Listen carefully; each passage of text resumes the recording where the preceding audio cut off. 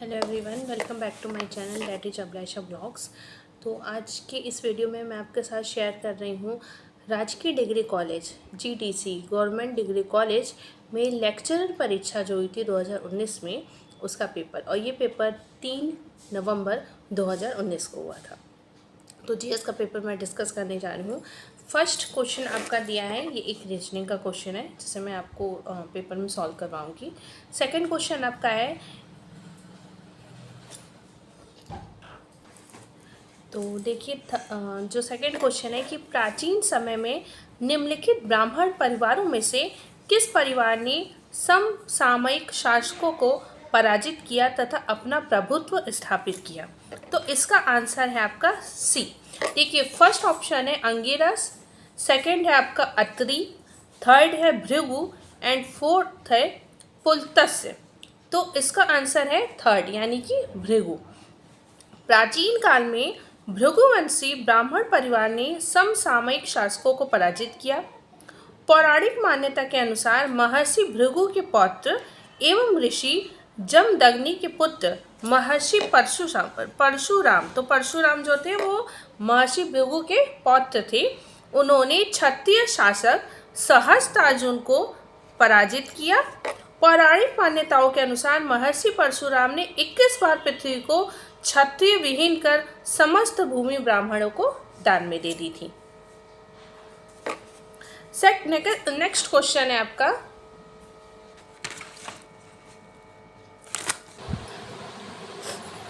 Room मेरा change हो गया क्योंकि आगे रूम में डुगू मार्केट गया था एंड आ गया एंड तब तो वो वीडियो वगैरह कुछ बनाने देता नहीं है। डुगू थोड़ा धीमे धीमे।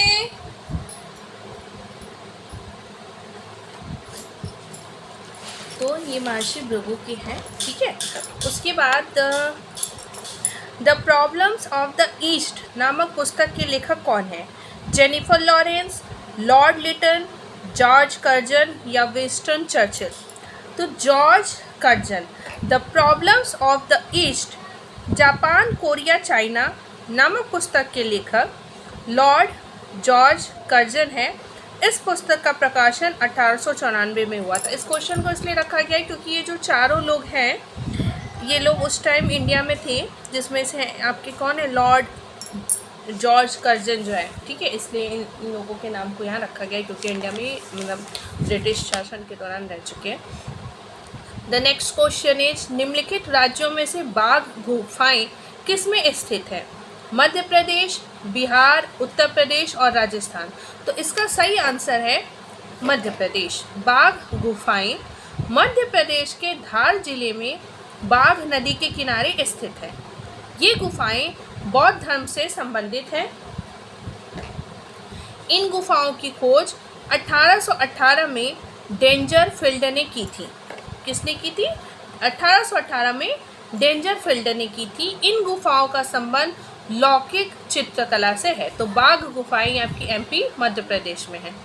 भारत के प्रथम बैंकिंग रोबोट का क्या नाम है? लक्ष्मी, पूजा, वरुण या परम? भारत के प्रथम बैंकिंग रोबोट का क्या नाम है? लक्ष्मी, पूजा, वरुण या परम? तो इसका ऑप्शन है, आंसर है लक्ष्मी। भारत के पहले बैंकिंग रोबोट का नाम लक्ष्मी है। इसे चेन्नई के कुंबाकोनम शहर स्थित सिटी यूनियन बैंक द्वारा लॉन्च किया गया था। तो प्रथम बैंकिंग रोबोट मतलब जो रोबोट है उसके थ्रू बैंकिंग हो रही थी।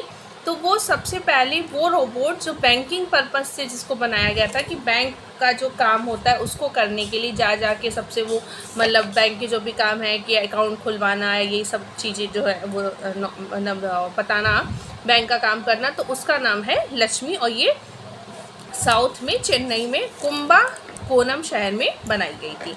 निम्नलिखित में से कौन एक भारत का प्रथम व्यावसायिक जलीय रोबोटिक ड्रोन है? फोकल, डॉर्नियर 228, आईरो ट्यूना या रुस्तम आपने रुस्तम मूवी देखी होगी तो वो रुस्तम उस पे ही है। तो इसका आंसर है आईरो ट्यूना। भारत के प्रथम व्यावसायिक जलीय रोबोटिक ड्रोन का नाम आईरो ट्यूना है। जिसे 14 सितंबर 2018 को लॉन्च किया गया। इसे IROV टेक्नोलॉजी द्वारा विकसित किया गया, जो मेकर विलेज में इक्यूबेट बनाने वाली कंपनी है। नेक्स्ट क्वेश्चन, किस देश में भारतीय सेना द्वारा अक्टूबर 2018 में ऑपरेशन समुद्र मैत्री नाम से प्राकृतिक आपदा के कारण राहत एवं बचाव का कार्य चलाया गया? देखिए 2019 का पेपर है, इसमें 2018 में जो ऑपरेशन हुआ था इंडिया की सेना द्वारा उसको पूछा गया है। तो अगर आप 2025 में पेपर दे रहे हैं तो 2024 में जो जो चीज़ें इंपॉर्टेंट हुई हैं वो आपको थोड़ी पता होनी चाहिए, ठीक है।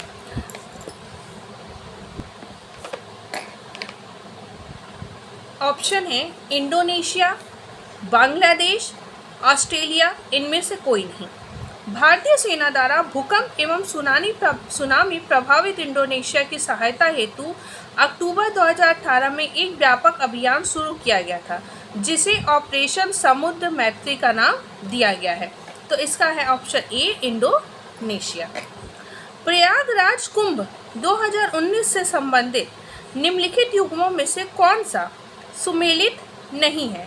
पहला, मकर संक्रांति 14-15 जनवरी को, मौनी अमावस्या 4 फरवरी को, बसंत पंचमी 10 फरवरी को और माघ पूर्णिमा 15 फरवरी को। सोचिए ऐसे क्वेश्चन भी पूछ लिए जाते हैं। अब जैसे इस साल ही कुंभ हुआ था, ठीक है, महाकुंभ था, 12 सालों में जो होता है वो था। तो आप उम्मीद कर सकते हैं कि इस साल के पेपर में दिसंबर या मार्च के पहले जो भी पेपर हो रहा है उसमें चीज़ें पूछी जा सकती है कि मौनी अमावस्या किस दिन थी, बसंत पंचमी किस दिन थी, माघ पूर्णिमा किस दिन थी, ठीक है। तो इसमें देखिए ऑप्शन है इसका करेक्ट डी, माघ पूर्णिमा। इसमें दिया है कि 15 फरवरी को मनाया गया था, बट एक्चुअली वो 19 फरवरी को मनाया गया था। जनवरी 2019 से अवामी लीग की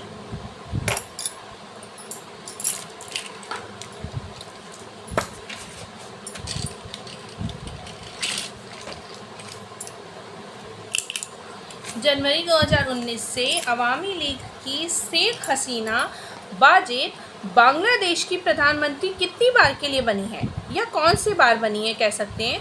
तो इसमें ऑप्शन है पहली बार, तीसरी बार, चौथी बार, 5वीं बार।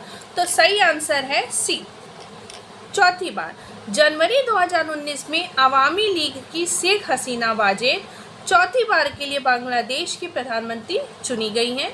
वह 1996 में पहली बार बांग्लादेश की प्रधानमंत्री बनी थी।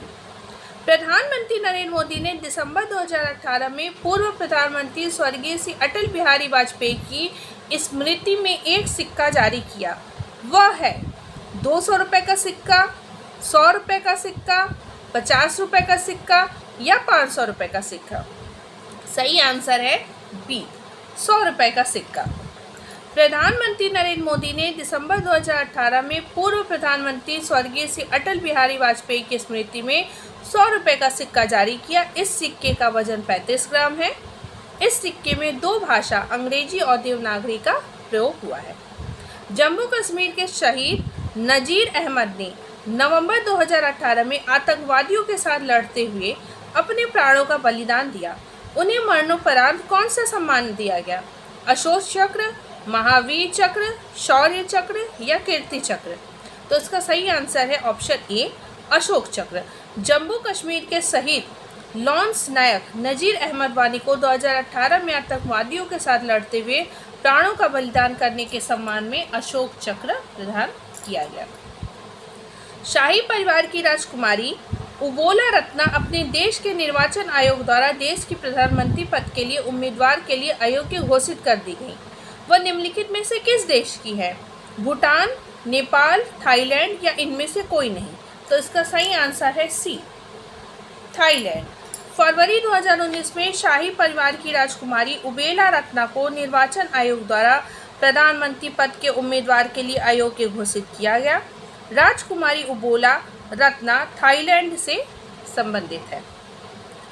जनवरी 2019 में शाही परिवार की राजकुमारी उबोला रत्ना को निर्वाचन आयोग द्वारा प्रधानमंत्री पद के उम्मीदवार के लिए अयोग्य घोषित किया गया। राजकुमारी उबोला रत्ना थाईलैंड से संबंधित है। नेक्स्ट क्वेश्चन है, जनवरी 2019 में भारत सरकार द्वारा पद्म विभूषण से सम्मानित इस्माइल उमर गुलेह निम्नलिखित में से किस देश के नागरिक हैं? तो इसका ऑप्शन है आंसर है सी, जिबूती। भारत के हस्तकरघा एवं वस्त्र क्षेत्र को सुदृढ़ बनाने के लिए 28 जनवरी 2019 को आर्टिजन स्पीक कार्यक्रम का आयोजन निम्नलिखित में से किस एक स्थान पर किया गया?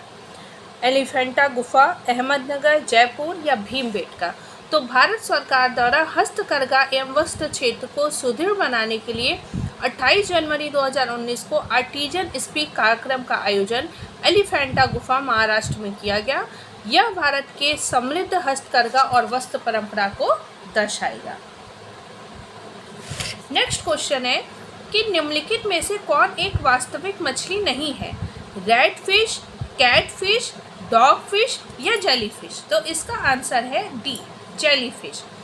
उपयुक्त विकल्पों में से जेलीफिश वास्तविक मछली नहीं है, ये सिलेसेंटा संघ का जीव है और बाकी सब मछलियाँ हैं। तो ये ना जेलीफिश जो है ये लास्ट ईयर LKG में धवल की जनरल अवेयरनेस की बुक में था डुबू के। तो आप इसका शेप देखोगे ना तो इसका शेप फिश जैसा नहीं है, वो जैसे अमीबा टाइप का इसका शेप होता है। तो लगा है लास्ट में फिश, लेकिन ये फिश नहीं है। नेक्स्ट है आपका कठोर व्यायाम की अवधि में निम्नलिखित में से किसका उत्पादन पेशियों में चयापचय उत्पाद के रूप में होता है?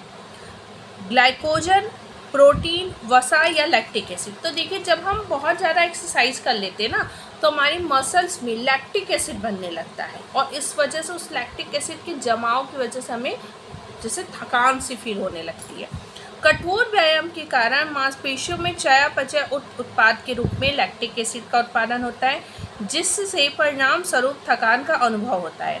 यह शरीर में तब बनता है जब ऑक्सीजन का स्तर कम होने पर शरीर ऊर्जा के लिए कार्बोहाइड्रेट का उपयोग करता है। तो हमारी बॉडी जब कार्बोहाइड्रेट का यूज करने लगती है तो उस टाइम ये हमारे लैक्टिक एसिड हमारे बॉडी में बन जाता है। तो इस वीडियो को हम यहीं पे एंड करते हैं, वरना वीडियो थोड़ा लंबा हो जाएगा। आज हमने इस 15 क्वेश्चन को डिस्कस किया। नेक्स्ट वीडियो में मैं इसके आगे के क्वेश्चन को शेयर करूँगी। तो अगर वीडियो अच्छा लगा होगा तो प्लीज़ चैनल को सब्सक्राइब करिएगा, वीडियो को लाइक एंड शेयर जरूर करिएगा। Bye bye.